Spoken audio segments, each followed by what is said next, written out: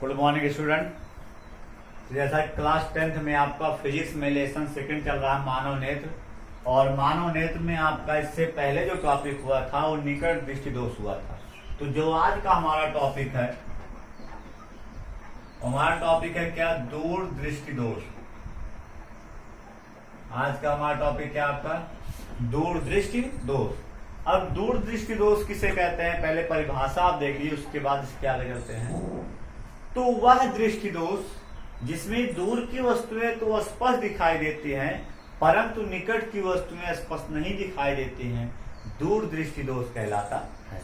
वह दृष्टि दोष जिसमें दूर की वस्तुएं तो स्पष्ट दिखाई देती हैं परंतु निकट की वस्तुएं स्पष्ट नहीं दिखाई देती हैं, दूर दृष्टि दोष कहलाता है। अब आपको बता दें हम कि दूर दृष्टि दोष में वस्तु का प्रतिबिंब कहाँ बनता है। तो चलिए देखते हैं। डिफिनेशन लिखने के बाद आप नोट नंबर फर्स्ट डाल लीजिएगा, और आप बता दें नोट नंबर फर्स्ट क्या कह रहा है कि दूर दृष्टि दोष में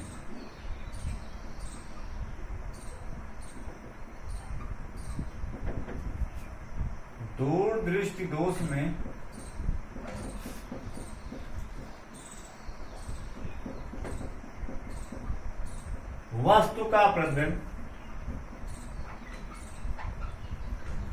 रेटिना के पीछे बनता है। दूर दृष्टि दोष में वस्तु का प्रतिबिंब कहां बनता है? रेटिना के पीछे बनता है। अब फिगर देखते हैं। आपका मानव नेत्र हो गया,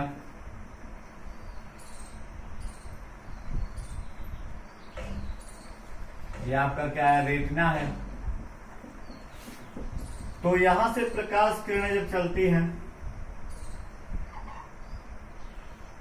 तो ये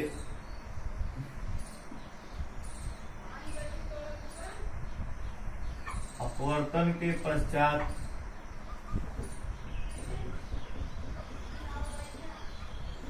प्रतिबिंब। तो हम क्या देख रहे हैं कि दूर दृष्टि दोष में जो वस्तु का प्रतिबिंब होता है वो कहां बनता है? रेटिना के पीछे बनता है। इसको आप ध्यान रखिएगा और फिगर सहित आप इसको नाम रखिएगा। निकट दृष्टि दोष में वस्तु का प्रतिबिंब रेटिना से पहले बनता है, दूर दृष्टि दोष में वस्तु का प्रतिबिंब रेटिना के पीछे बनता है। अगला टॉपिक क्या कर रहा है इसी में।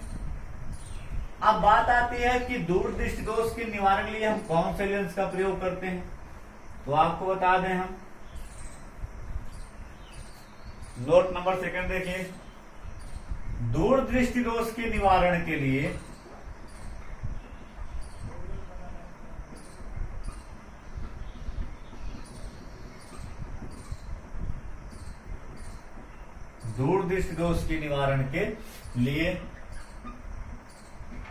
चश्मे में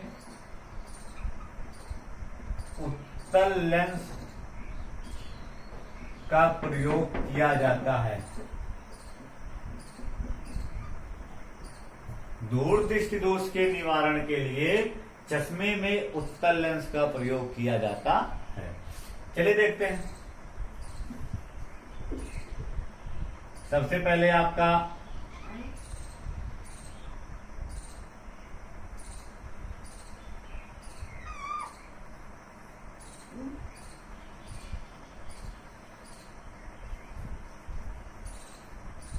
ये आपका क्या है? रेटिना है। ये हमारा क्या है? मानव नेत्र है। अब उसके बाद देखते हैं क्या करते हैं। यहां पर हम सामने उत्तल लेंस लगा देते हैं।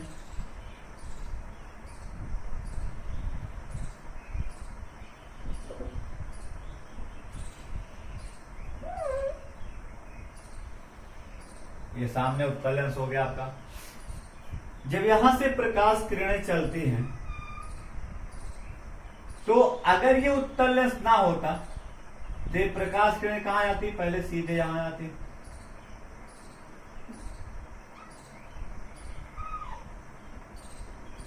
यहां अगर उत्तल लेंस ना होता तो प्रकाश किरणें कहां आती? सीधे नेत्र के पास लेंस पे जाती, और यहां से जब ये अपवर्तित होती तो अपवर्तित होकर ये कहां जाके मिलती? रेटिना के पीछे जाकर मिलती। लेकिन हम जानते हैं उत्तल लेंस एक अभिसारी लेंस है, तो यहां से प्रकाश किरणें क्या होती हैं कि अविसरित हो जाती हैं। ये यहां से थोड़ा अपसरित होती है, इस लेंस पे पहुंच जाती है, फिर यहां से अपसरित होती है।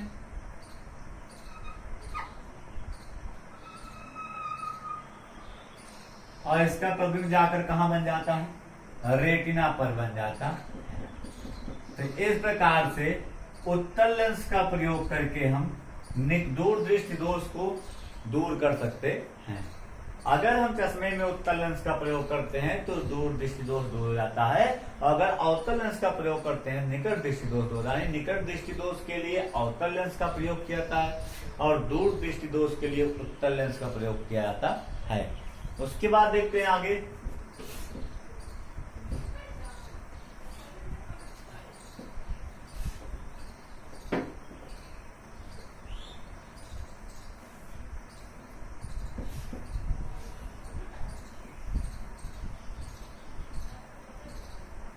उसके बाद आप एक पॉइंट और आप यहां पर इसको नोट कर लीजिएगा। ये पॉइंट हमारा क्या है कि स्वस्थ नेत्र, जो स्वस्थ नेत्र होता है तो स्वस्थ नेत्र की का निकट बिंदु कितना होता है आपका? 25 सेंटीमीटर होता है। जो स्वस्थ नेत्र होता है अर्थात जिसमें दोष नहीं होता है उस नेत्र का निकट बिंदु कितना होता है? 25 सेंटीमीटर। और स्वस्थ नेत्र का दूर बिंदु कितना होता है आपका? अनंत होता है। इसको आप याद रखिएगा कि निकट दृष्टि दो स्वस्थ नेत्र का निकट बिंदु कितना होता है? 25 सेंटीमीटर होता है और दूर बिंदु आपका क्या होता है? अनंत होता है। इसको याद रखिएगा। निकट बिंदु कितना? 25 सेंटीमीटर। दूर बिंदु कितना? अनंत। चलिए आगे चलते हैं।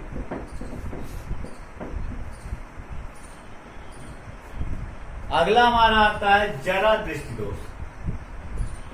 अगला टॉपिक हमारा क्या आता है?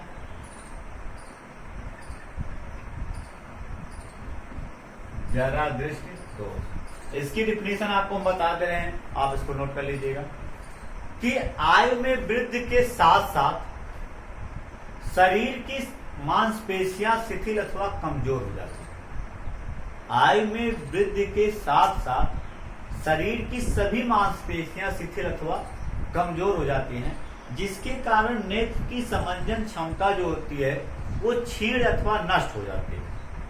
यानी आयु में वृद्धि के साथ साथ जब शरीर की सारी मांसपेशियां शिथिल हो जाएंगी तो नेत्र की मांसपेशियां भी शिथिल कमजोर हो जाएंगी।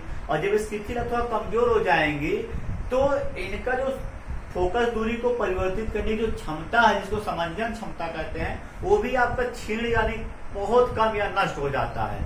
और इस प्रकार जो दोष उत्पन्न होता है, आयु में वृद्धि के कारण जो दोष उत्पन्न होता है, इसे हम क्या कहते हैं? जरा दृष्टि दोष कहते हैं। तो परिभाषा कैसे लिखेंगे? परिभाषा बता दे रहे हैं आप, सेम ऐसे लिखेगा कि आयु में वृद्धि के साथ साथ शरीर की सभी मांसपेशियां शिथिल हो जाती हैं, जिसके कारण नेत्र की समंजन क्षमता क्षीण अथवा नष्ट हो जाती है और इस कारण नेत्र में उत्पन्न दृष्टि दोष को जरा दृष्टि दोष कहते हैं।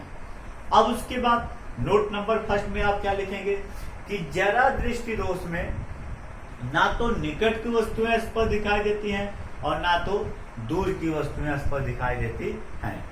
नोट नंबर सेकंड में क्या लिखेंगे? अब जब निकट की वस्तुएं स्पष्ट नहीं दिखाई दे रही, दूर की वस्तुएं स्पष्ट नहीं दिखाई, इसका मतलब हमें निकट में भी देखना है, दूर भी देखना है। तो निकट के लिए अवतल लेंस, दूर के लिए उत्तल लेंस। तो नोट नंबर सेकंड में लिखेंगे कि जरा दृष्टि दोष के निवारण के लिए चश्मे में द्विफोक्सी लेंस का प्रयोग करते हैं। अब आप सोच रहे हैं द्विफोक्सी लेंस का मतलब क्या हो गया? अर्थात उत्तल लेंस और अवतल लेंस, यानी उस चश्मे में दोनों लेंस होता है, उत्तल लेंस भी होता है और अवतल लेंस भी होता है।